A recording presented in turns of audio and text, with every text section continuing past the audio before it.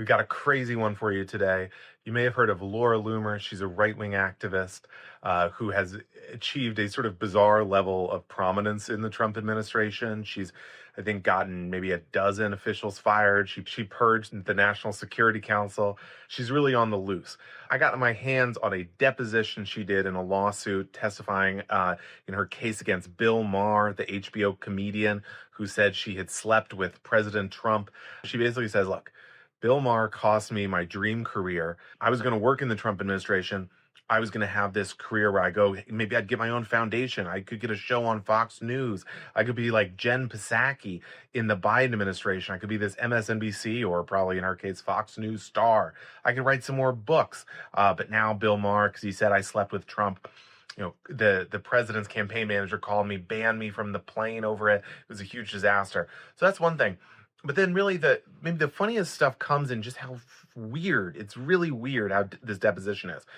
She's claiming Bill Maher ruined her life because he said all these rude things about her, that she was Trump's mistress, perhaps.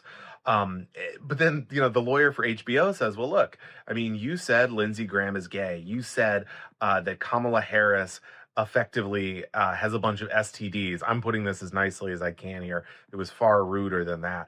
And the craziest part here is she says Marjorie Taylor Greene, the congresswoman from Georgia, who surprisingly Laura Loomer hates.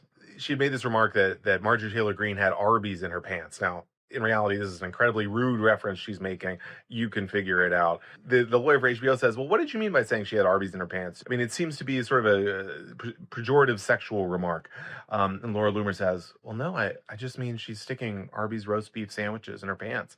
And the lawyer says, well, you can't really be serious, right? Like, there's no way.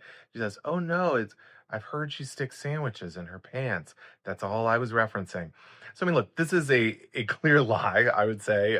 She's misleading on the record here about what's going on. I mean, and you might say, well, who cares, right? This is a crazy, this is a right-wing person who's on the loose. But she has a huge amount of influence in the government. She meets with Trump all the time. She was meeting with J.D. Vance, I think the day before this deposition was taken. So this gives you a glimpse into the kind of people who have power in Trump's Washington.